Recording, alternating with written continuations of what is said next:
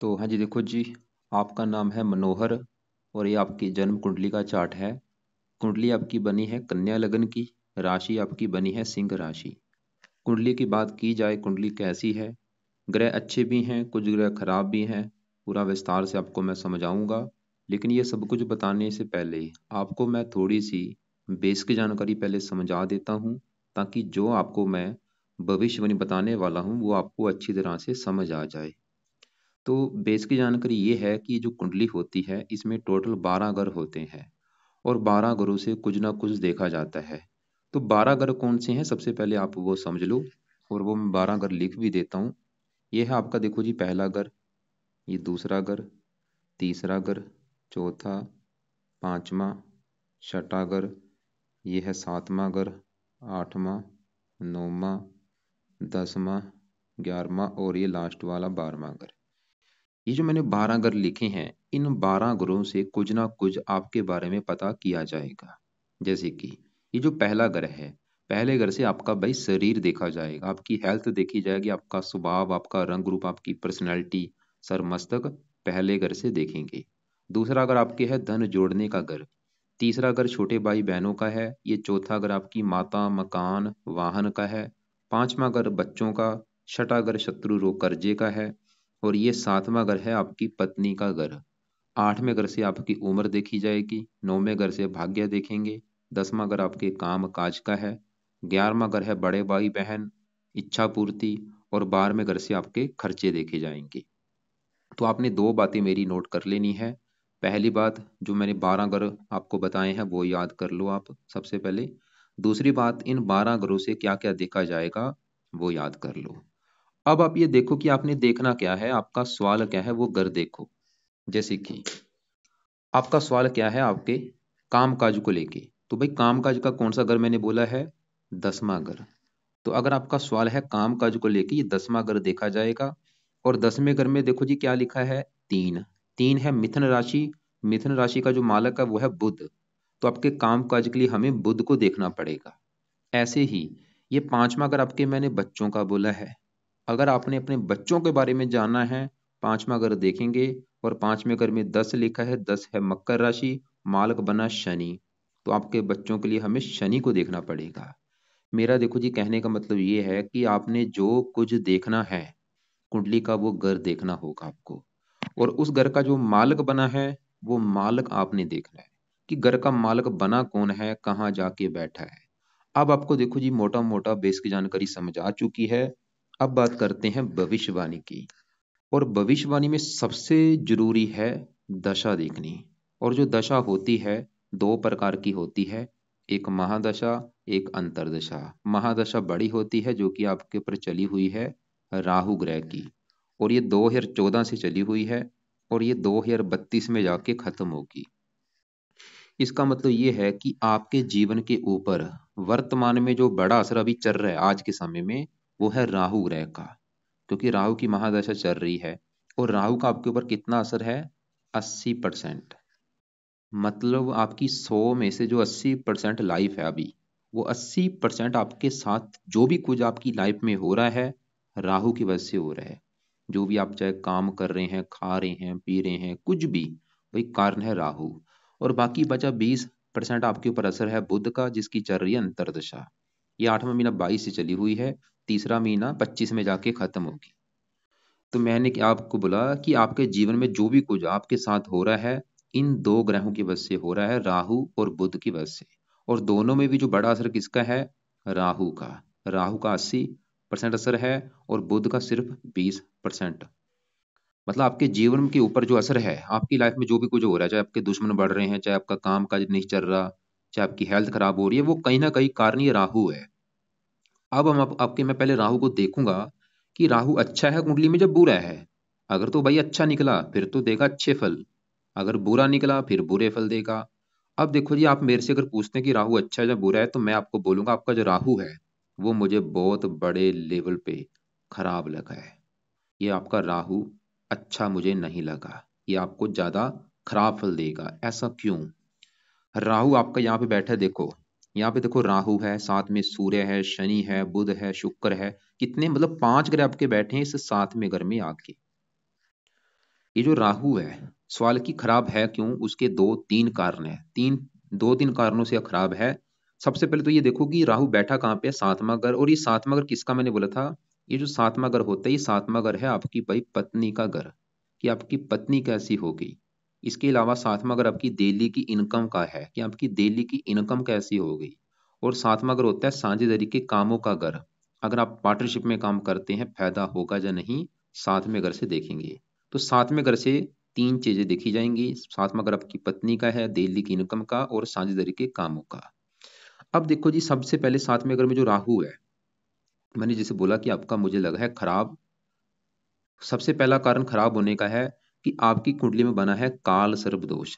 यहाँ पे राहु बैठा है और ये बैठा है केतु। ये हिस्सा देखो, पूरा इधर वाला हिस्सा जो खाली आपको दिख रहा है, मतलब दूसरा घर खाली है, तीसरा घर खाली, चौथा घर खाली, पांचवा घर, छठा घर, ये खाली घर बैठे हैं। सभी ग्रह इस साइड में है, इसे कहते हैं काल सर्प दोष। तो पहला राहु का खराब होने का कारण कि वो आपकी कुंडली में बैठा है काल सर्प दोष लेके। दूसरा कारण, राहु यहाँ पे जो बैठा है, ये गुरु के घर में बैठा है। ये जो 12 लिखा है देखो, साथ में ये घर है सातवां, और सातवें घर में क्या लिखा है 12, जो कि है मीन राशि। ये घर किसका है, ये जो सातवां घर है, ये है गुरु ग्रह का घर। और राहु गुरु को मानता है अपना दुश्मन। तो राहु देखो जी, पहला कारण खराब होने का वो काल सर्प दोष लेकर बैठा है। दूसरा कारण वो बैठा है जहाँ पे है गुरु के घर में बैठा है।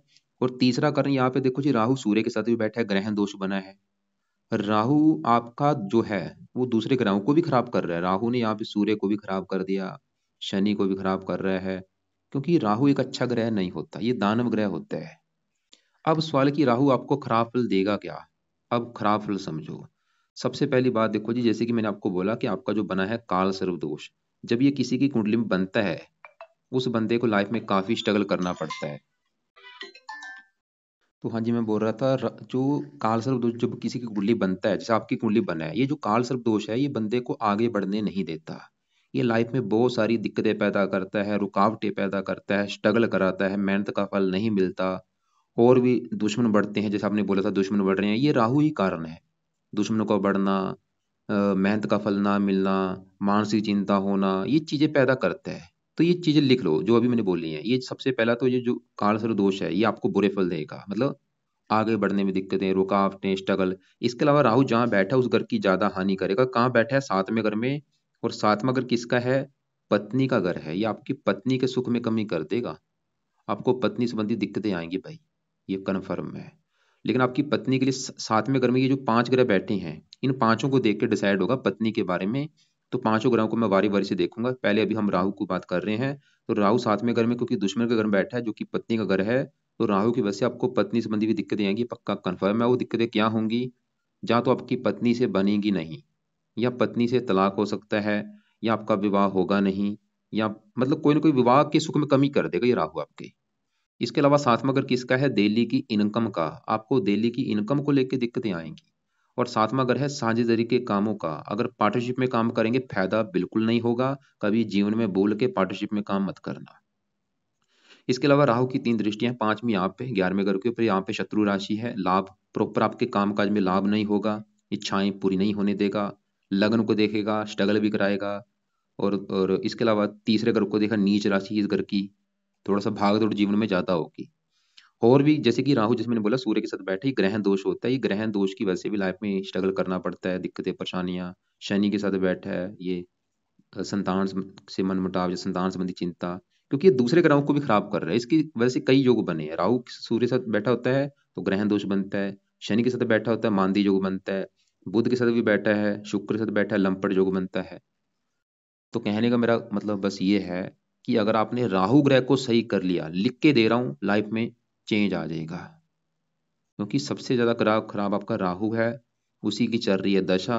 दूसरे ग्रहों को भी भाई खराब कर रहा है, ऊपर से काल सर्पदोष भी लेके बैठा है। तो सवाल की राहु के लिए क्या किया जाए ताकि ये सही हो जाए आपका, क्योंकि दशा भी तो काफी लंबी है, 32 में जाके खत्म होनी है। तो राहु का पहला उपाय, आप राहु के मंत्रों को सिद्ध करो, जो कि है 18,000। ये 18,000 मंत्र एक बार पूरे करो। शुरू करने हैं शनिवार के दिन संकल्प लेके के। अभी जो शनिवार आएगा संकल्प ले लेना, शनिवार से रात के समय संकल्प लेना है। कैसे शुरू करने हैं आप, संकल्प कैसे लेना आपको मैं थोड़ा सा पहले बता देता हूँ। तो शनिवार को रात के समय आप ये बोलना कि हे राहु देवता जी, मेरा नाम ये है, जात ये है, गोत ये है, आपकी मेरे ऊपर चल रही है बड़ी महादशा, और आप मेरी कुंडली में काल सर्प दोष भी बना के बैठे हैं, साथ में घर में बैठे हैं। मैं चाहता हूँ आपके जो भी बुरे फल हैं वो प्लीज़ प्लीज़ मुझे ना मिले, मुझे आप अच्छे फल दो। मैं जीवन में आगे बढ़ना चाहता हूँ, मुझे पत्नी का सुख अच्छा मिले, हेल्थ अच्छी हो, और काम धंधा मेरा अच्छा चले। इसलिए हे राहु देवता जी, आज से आपके मैं मंत्रों की जो संख्या है, 18,000 मंत्रों की संख्या है, वो मैं पूरी करने जा रहा हूँ। तो इस प्रकार आप संकल्प लेके 18,000 मंत्र एक बार पूरे कर लो। आपकी मर्जी, चाहे इसको आप 4 गुना ज्यादा भी कर सकते हैं, 72,000 भी कर सकते हैं।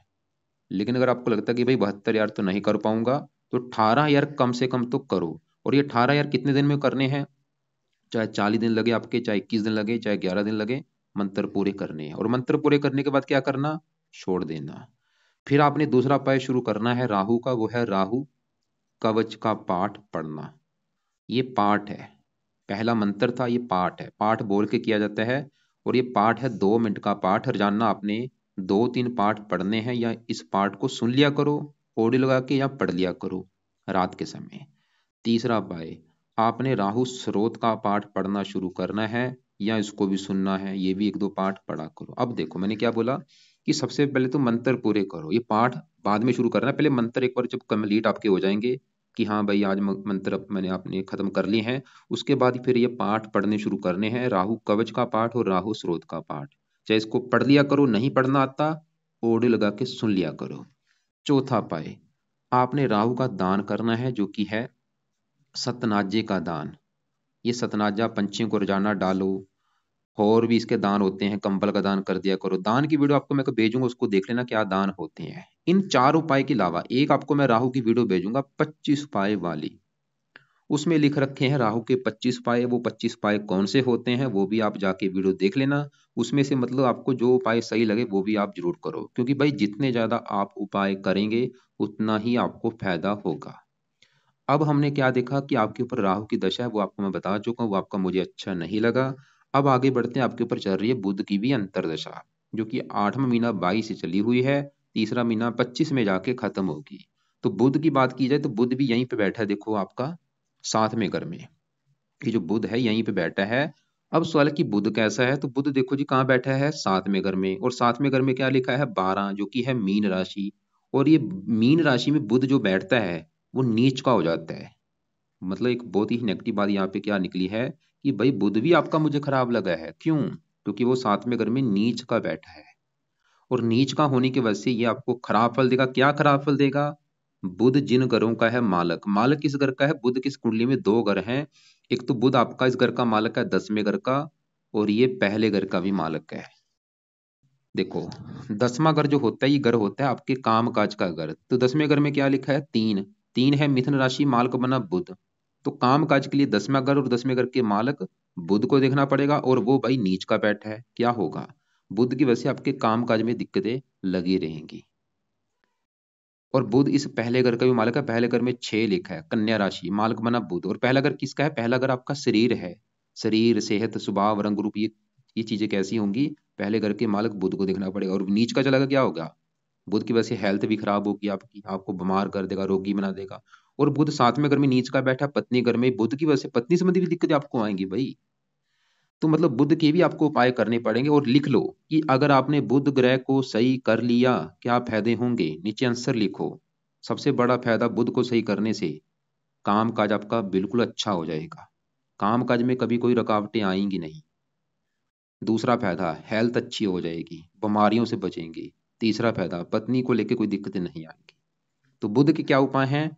बुध का भी जो पहला उपाय है वो है, इसके भी आप एक बार मंत्र पूरे करो, जो कि है 9,000। अब ये 9,000 कब करने हैं? पहले तो राहु के 18,000 कंप्लीट करो। आपने मान लो राहु के जब 18,000 मंत्र पूरे कर लेंगे, उसके बाद फिर आप बुध के मंत्र स्टार्ट करना। और बुध के जब मंत्र स्टार्ट करेंगे वो बुधवार का दिन होगा, सुबह के टाइम स्टार्ट करने हैं संकल्प लेके, और जाना सुबह के टाइम ही करने हैं। और ये चाहे आपका 21 दिन लगे, 11 दिन लगे, मंत्र एक बार 9,000 पूरे करो। मंत्र है ओम बुम बुद्धाय नमः। और संकल्प लेके स्टार्ट करना। कैसे? आप ये बोलना कि हे बुद्ध देवता जी, मेरा नाम मनोहर है, मेरी जात ये है, गोत ये है, आप मेरी कुंडली के 10वें घर के हैं मालक, जो कि काम काज का घर है, और आप नीच के बैठे हैं। मैं चाहता हूँ मेरा काम काज बहुत अच्छा चले, उसमें कोई दिक्कत आए ही ना। और आप मेरे पहले घर के मालक का शरीर के, मेरी हेल्थ अच्छी हो, मैं रोगों से बचूं, इसके अलावा और भी आपके जो बुरे फल है मुझे पत्नी का सुख अच्छा मिले, और भी जो भी अच्छे, आप मुझे अच्छे फल दो प्लीज। तो इस प्रकार आप संकल्प लेके मंत्र पूरे कर लो। और देखो जी, जो बुध होता है ये बिजनेस का कारक है। अगर आप बिजनेस कर रहे हैं, बुध का अच्छा होना बहुत जरूरी है। तो बुध के 9,000, और आपकी भी मर्जी, आप इसको भी चाहे 4 गुना ज्यादा करके मंत्र एक बार पूरे कर लो। और मंत्र पूरे करने के बाद ये भी छोड़ देना। इसके बाद इसके भी जो दूसरा उपाय है वो है बुध कवच का पाठ। सुबह के टाइम पढ़ा करो। और साथ में बुध स्रोत का पाठ। और ये देखो जी, 2 पाठ हैं, ये सुबह के टाइम पढ़ने हैं। अभी मैंने क्या बोला था कि राहु के मंत्र करने के बाद राहु कवच का जो स्रोत का पाठ है ये रात के समय पढ़ने हैं। राहु कवच और स्रोत रात के समय पढ़ने हैं। और बुध के मंत्र कंप्लीट करने के बाद बुध कवच का पाठ और स्रोत का पाठ ये सुबह के टाइम पढ़ने हैं रोजाना। ये इनको पढ़ लिया करो या सुन लिया करो। चौथा उपाय भी एक लिख देता हूँ, वो है, अगर कर सकते हो कर लेना, आपकी मर्जी होगी, वो है गणेश जी की कोई पूजा पासना कर लिया करो। गणेश जी के मंदिर जाया करो, गणेश जी का कोई पाठ अगर आता है वो कर लिया करो, या गणेश जी के मंदिर माथा टेक के जरूर आया करो। अब देखो जी, आगे बढ़ते हैं। इसी घर में देखो जी, आपके और भी ग्रह बैठे हैं, उनको भी कवर कर लेता हूँ। बाकी मेन ये जो उपाय हैं ये तो आपने करने ही करने हैं। यहीं पे देखो जी, राहु के साथ शनि भी है, बुध शुक्र भी है। शुक्र की बात करूं तो शुक्र आपका मुझे लगा है बहुत ही बड़े लेवल पे अच्छा। क्यों अच्छा लगा है? देखो जी, शुक्र आपका बैठा है 7वें घर में। और 7वें घर में जो 12 लिखा है मीन राशि है, जो कि शुक्र की उच्च राशि है। शुक्र 7वें घर में उच्च का बैठा है, वो अच्छा इसलिए क्योंकि वो उच्च का बैठा है। तो क्या अच्छे फल देगा? शुक्र जिन घरों का है मालक, शुक्र आपका एक तो इस घर का मालक है 9वें घर का, और ये दूसरे घर का मालक है। 9वें घर से देखा जाता है भाग्य। अगर आपका भाग्य देखना है कि आपका भाग्य कैसा होगा, 9वें घर को देखना पड़ेगा। और 9वें घर में क्या लिखा है? 2, जो कि वृष राशि, मालक कौन बना? शुक्र। तो आपका भाग्य शुक्र से देखेंगे। तो भाग्य जब बैठा है 7वें घर में, पत्नी घर में, शुक्र ही दिखा रहा है कि भाई पत्नी के आने के बाद आपका भाग्य साथ देना शुरू हो जाएगा, पत्नी आपकी भाग्यशाली होगी, शुक्र तो ये दिखा रहा है। और शुक्र इस दूसरे घर का भी मालक है जहाँ पे ये 7 लिखा है, तुला राशि। दूसरा घर है धन का, धन चला गया पत्नी घर में। शुक्र ये भी दिखा रहा है कि पत्नी के आने के बाद आपकी लाइफ में धन आना शुरू हो जाएगा, या आपकी पत्नी धनी होगी, शुक्र तो ये दिखा रहा है। तो शुक्र के अच्छे फल क्या है? कि भाग्य साथ देना शुरू होगा पत्नी के आने के बाद, धन आना शुरू होगा पत्नी के आने के बाद, या आपकी पत्नी से आपको धन मिलेगा, शुक्र ही दिखा रहा है। बाकी शुक्र आपका 7 डिग्री का, इसकी पावर को अगर बढ़ाना है, मतलब इसके जो अच्छे फल है वो कई गुना बढ़ जाए अगर आप चाहते हैं, तो शुक्र का रत्न धारण कर लो। और रत्न आपने राइट हैंड की इस इस लंबी उंगली में धारण करो। ये जो लंबी उंगली है इसमें आपने शुक्र का रत्न धारण करना है। और रत्न कौन सा होता है? इसका जो रत्न होता है वो होता है डायमंड, हीरा जिसे कहते हैं। अगर आप डायमंड धारण नहीं कर सकते, आप फिर व्हाइट टोपाज धारण करें, या ओपल धारण कर सकते हैं, या आप जरकन धारण कर सकते हैं। इनमें से कोई एक रत्न ले लेना, धारण करना है। और ये रत्न लेना है। जो हीरा होता है वो तो होता है रत्ती में, और जो हीरा होता है वो सेंट में होता है। लेकिन जो व्हाइट टोपाज है या जरकन है या ओपल है, इसको आपने लेना है रत्ती में। रत्ती कितनी लेनी है? आपका वेट है 86, तो आपने 9.25 रत्ती का लेना है। और ये रत्न लेके आपने उसको चांदी में जड़वा लेना है। और धारण करना शुक्ल पक्ष के पहले शुक्रवार को, सुबह के टाइम धारण करना, सुबह 7:15 या 8:15 या 9:15 बजे। अब देखो जी, हमने शुक्र देखा, वो तो अच्छा है। और शुक्र जो आपके साथ बुध के बैठा है, ये बुध को भी अच्छा कर देगा, क्योंकि बुध यहाँ पे नीच का है तो शुक्र उच्च का है, तो यहाँ पे नीच भंग राजयोग बनेगा। अभी जैसे मैंने बोला था कि बुध आपका भाई खराब है, ये बुध के बुरे फलों को वैसे कम कर देगा। जहाँ तो बुध के बुरे फल आपको मिलेंगे नहीं, या उसको बिल्कुल कम कर रहा है ये शुक्र, क्योंकि साथ में नीच भंग राजयोग बना है। अब यहाँ पे शनि भी बैठा है। शनि इस घर का मालक है 5वें घर का, जो कि है आपकी संतान का घर। संतान के लिए 5वां घर देखेंगे, और 5वें घर में 10 लिखा है, मकर राशि, मालक बना शनि। वैसे शनि संतान के लिए अच्छा है, लेकिन ये पत्नी के लिए अच्छा नहीं है। ये भी शनि भी ये थोड़ा दिखा रहा है कि पत्नी से मनमुटाव होगा। और इसी घर में सूर्य बैठा है। सूर्य इस घर का मालक है 12वें घर का। 12वां घर खर्चे का, हानि का, हानि चलेगी पत्नी घर में। सूर्य भी ये दिखा रहा है कि पत्नी की हानि होगी। सूर्य की वजह से भी आपको पत्नी संबंधी दिक्कत आएंगी। मतलब आपकी पत्नी के लिए मैंने बोला था इन 5 ग्रहों को देखना पड़ेगा। और 7वें घर के मालक गुरु को भी देखना पड़ेगा, क्योंकि वो गुरु क्या है, इस घर का मालक है। तो अगर आपकी पत्नी का मैंने जोड़ बोलो कि पत्नी कैसी होगी, देखो जी सभी ग्रहों का असर होगा। 7वें घर में जो सूर्य है वो पत्नी घर की कर रहा है हानि, कि आपको पत्नी संबंधी आएंगी दिक्कतें। राहु भी दिखा रहा है कि पत्नी को लेकर दिक्कतें आएंगी। शनि भी दिखा रहा है कि पत्नी संबंधी कोई दिक्कतें परेशानियां जरूर आएंगी। लेकिन शुक्र पत्नी के लिए अच्छा है। वो तो ये दिखा रहा है कि पत्नी के आने के बाद भाग्य साथ देगा, पत्नी के आने के बाद आपकी लाइफ में धन आना शुरू होगा। बुध भी इस पत्नी के घर की हानि कर रहा है, लेकिन वो साथ में शुक्र की वजह से बुध के भी बुरे फल आपको शायद ना मिले, क्योंकि नीच भंग राजयोग बना हुआ है। इसके अलावा साथ में घर का जो मालक गुरु, वो भी 12वें घर में चला गया, वो भी पत्नी संबंधी दिक्कतें पैदा करेगा। लेकिन गुरु 5वीं दृष्टि चौथे घर को देखा, मकान वान का सुख आपको वैसे दे देगा आपको। यहाँ पे जो मंगल है वो 8वें घर में बैठा है। मंगल आपका अपने ही घर में बैठा है, वो अच्छा है, उम्र के लिए अच्छा है, क्योंकि 8वां घर आयु का है। 8वें घर में एक लिखा है मालक बना मंगल, आयु लंबी कर देगा। चंद्रमा 12वें घर में बैठा है, खर्च का स्वामी, धन खर्च भी आपका होगा। केतु, क्योंकि जो काल सर्प दोष बनता है वो राहु और केतु दोनों की वजह से बनता है। राहु के तो आपको मैंने उपाय बता दिए हैं, आपको केतु के भी कुछ उपाय करने पड़ेंगे काल सर्प दोष दूर करने के लिए। तो केतु का पहला उपाय, कुत्तों को रोजाना रोटी डाला करो। दूसरा उपाय, रात के समय केतु कवच का भी पाठ आपने पढ़ना है, कम से कम एक पाठ। केतु को ज्यादा नहीं तो खाली एक पाठ रात के समय पढ़ो। अब देखो जी, आपको मैंने उपाय क्या क्या बोले हैं। सबसे पहले नंबर पे आपको मैंने उपाय बोले हैं कि राहु के उपाय ज्यादा से ज्यादा करने हैं। मंत्र सिद्ध कर लो, उसके बाद कवच स्रोत का पाठ पढ़ा करो, दान रोजाना करो, 25 उपाय वाली वीडियो को देख लेना। दूसरे नंबर पे आपको उपाय मैंने बुध के बोले, क्योंकि वो नीच का है। वैसे तो नीच भंग राजयोग बना है, फिर भी उसके उपाय जरूर करो, ताकि वो दशा अच्छी जाए, आपका काम धंधा अच्छा हो, आपकी हेल्थ अच्छी हो। तो बुध के लिए भी मैंने बोला था मंत्र सिद्ध कर लेना, और बुध कवच का स्रोत का पाठ पढ़ना है, और गणेश जी की पूजा उपासना करो। और ये पाठ बुध के कब तक पढ़ने हैं? बुध की जब तक दशा है, तीसरा महीना 25 तक। और क्योंकि काल सर्प दोष बनने की वजह से केतु का भी आपको उपाय करने पड़ेंगे, जो कि मैंने बोला केतु कवच का पाठ रात के समय पढ़ लिया करो या सुन लिया करो। और कुत्तों को रोटी रोजाना डाला करो। मंगल आपका अच्छा है, 8वें घर में बैठा है, उम्र के लिए अच्छा है। बाकी थोड़ा सा ये गुरु चंद्रमा अच्छे फल भी देंगे, बुरे फल भी देंगे। चंद्रमा की वजह से धन वैसे आपका खर्च भी होगा, लेकिन आप कोई विदेशी व्यापार भी कर सकते हैं। गुरु भी थोड़ा सा पत्नी संबंधी अच्छे फल नहीं देगा। तो इनके उपाय चला अभी अब चाहे आप मत करो, लेकिन मेन जो उपाय है बस जो आपको मैंने बोले हैं राहु के हैं सबसे ज्यादा जरूरी।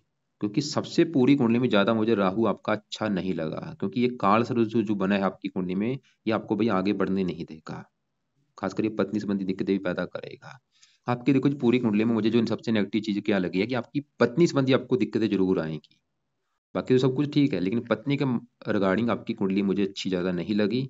और वो दिक्कतें क्या आएंगी, जहाँ तो कन्फर्म नहीं है कि वो दिक्कतें क्या होंगी। जहाँ तो आपका पत्नी से तलाक हो जाएगा, पत्नी संबंधी बड़े लेवल पे कष्ट होगा, या विवाह होगा नहीं, या देरी से होगा उम्र निकल जाने के बाद, या पत्नी से रोजाना लड़ाई झगड़े होते रहेंगे, ऐसी कोई ना कोई दिक्कतें आएगी। और लेकिन आपकी पत्नी की कुंडली देख के डिसाइड होगा सही फलादेश, कि उसकी कुंडली का 7वें घर का मालक कैसा है, उसके 7वें घर में कैसे ग्रह बैठे हैं। बाकी अभी जो समय है वर्तमान में, आपका समय बिल्कुल अच्छा नहीं है। जो कि आपका सवाल की था कि आपके दुश्मन क्यों बढ़ रहे हैं, नजर क्यों लग रही है, भाई राहु की दशा चल रही है, जो कि सबसे ज्यादा खराब है। दिक्कतें तो आएंगी आपकी लाइफ में, चाहे आपके दुश्मन बढ़ रहे हैं, काम धंधा अच्छी तरह से नहीं चल रहा, राहु की वजह से है।